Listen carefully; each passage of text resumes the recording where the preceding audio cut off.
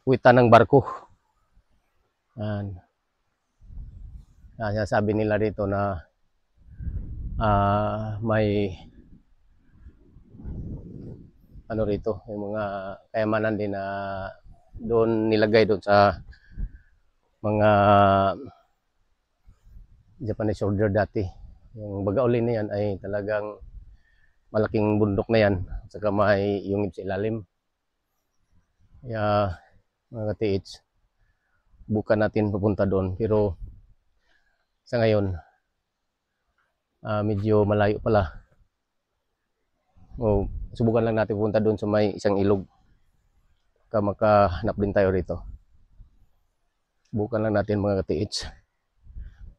Kasi itong ilog na to ay ang pinakadulo dito. Makikita natin yung source niya, yung sa tubig niya ay nasa ilalim sa yungib. So kaya pala mga tinatawag ng ano rito na talaga nakakamangha-mangha at malamig yung ilog nila dito dahil yung source ng tubig ay nasa ilalim ng bundok. Ang sarap maligo rito mga TH. Pupunta kayo rito. Kaya maaliw ka talaga sa ganda at lamig ng kanilang ilog. Bagaulin. Kung Bagaulin, yung ulin sa barko, yung isang bundok na yan. Dahil yung ulin, yung hindi nakikita natin. Yung ulin na yan. Pero malayo pala. Yun. Yan. Hindi natin kitang-kita rito. Kaya hanapin lang natin yung medyo kitang-kita sa mata natin sa kamera. Mga ganitong scope. Mahirap tayo makakita dahil overseeding na to dito at marami ng mga tanim. Hanap lang tayo ng mga magandang lugar. Bukan na natin rito sa unahan. Kung kakayanin pa natin mga ka-TH dahil hapon na ngayon. Nasa 3 o'clock na ngayon. Kala namin ay malapit lang tong bundok na to. Malayo pala. Hindi natin kakayanin sa oras na to mga ka-TH. Yung Bagaulin na yan. Talaga kalahati po para dito sa binabaktasan natin. Pag makarating tayo doon, medyo mayroon na pag-uwi. Dilim na. Abutan tayo ng dilim.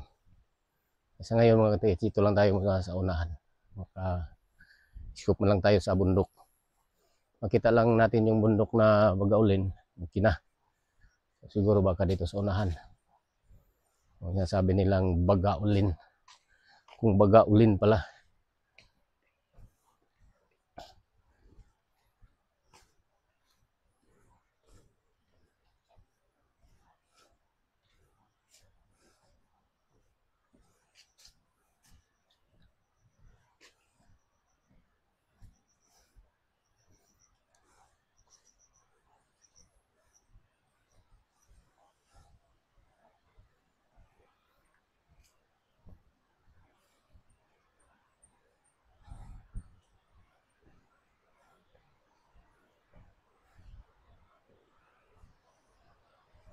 Yung pababa din tayo mga ka-TH.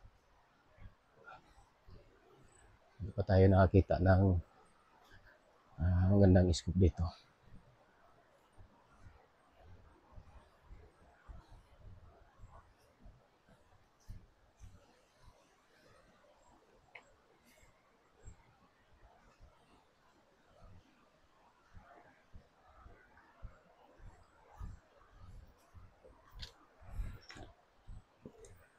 Subukan lang natin mga TH kung hindi naman natin makita kasi maraming mga damo. Kinalang.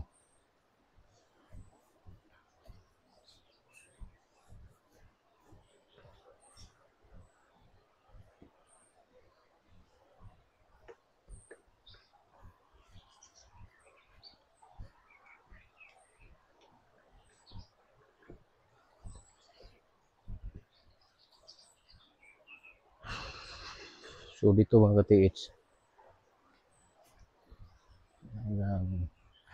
wala yung hinahanap, hindi natin nakita yung malapad na bato talaga. Pero nandito lang tayo sa baba. Tignan lang natin dito kung mayroon tayo makikitang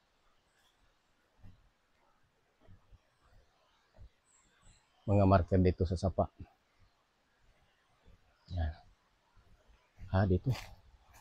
Ito yung malapad na bato. Mhm.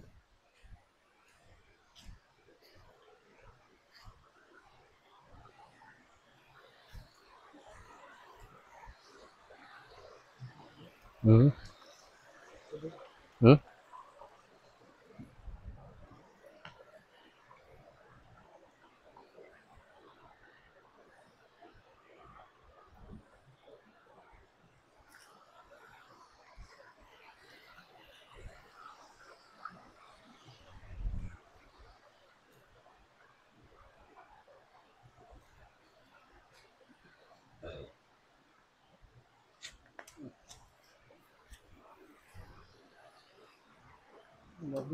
Hmm? Bato sila ni malapad ngadto ni puntaw. Hmm. Gi butangan lamang dili sa kuan, kini lipad ni. May ban ko unsay kuan ni.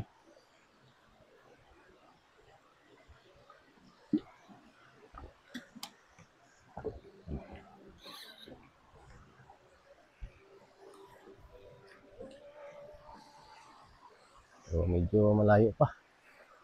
Merong ano rito malaking bato pero di masyado ating kita yung ano.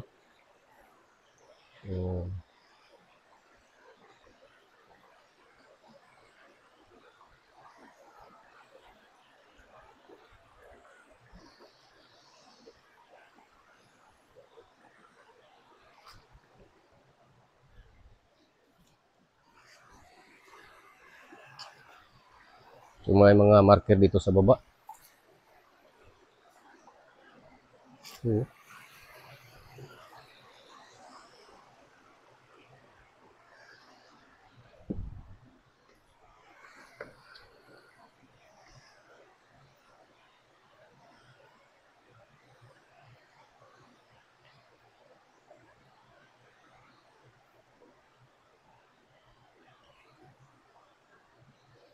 medyo malayo pa yung mag-aulin mga ka-TH.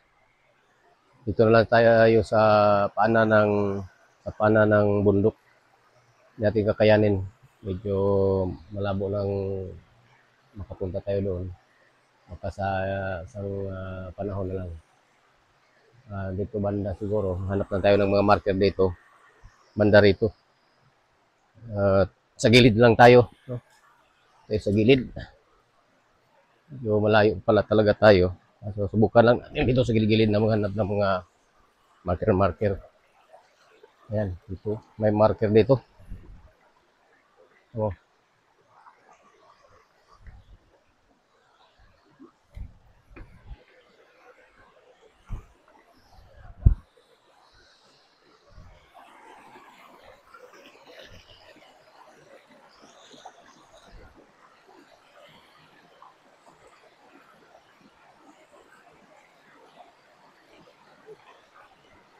Boy! Di bagikan? Ha? Ano masul ka? Nagag subad? Nang detect si Emil Kwan, nga masita na mga marker among gitanaw nga detect. O nga na mga marker dagkong bato na nang kay mga marker sapon ni nga mura mag mga gitguhit ito dako. No, sabay mga incubate nimo? Dumayon? Ha? Dumayon na eh. Oo, aran ninduta mo sa may porma na. Uy, o mga nang punay. Aran ninduta ba ni Swan bay kanang nay tunuan ba? O tangan o kanang nay paku. Aran lami. Oy, way uwang. Daghan din niya ding mga isda. Basta dili laman labtan lagi no kada bang kanang dangan lagi. Mo man ay nakagaw sa ubang mga sapa. Oo, at di pabutangan ko kayo. Haluoy, tas gani, pwede ni asa pa, mamunguni kayamanan na to. Kung og ilang interesan, baan na gito, di kita isda, bisag, libro na laman gito. Oo, parang, Dara ka din ha. Din ha mi gikan sa kuan ng ditik mi sanay kaliguanan. Eh naapoy na ditik na mo.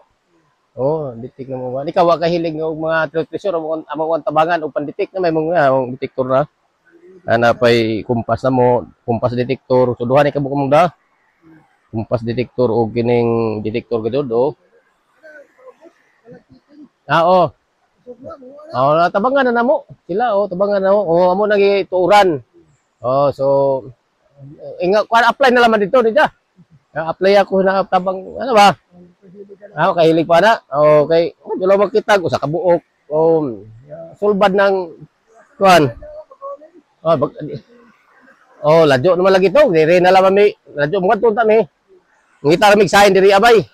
Ladyo man ngan hira siguro mayon balik na bugat to ubos. Kising nga mo? Joseph, sige sip. Dari sabi,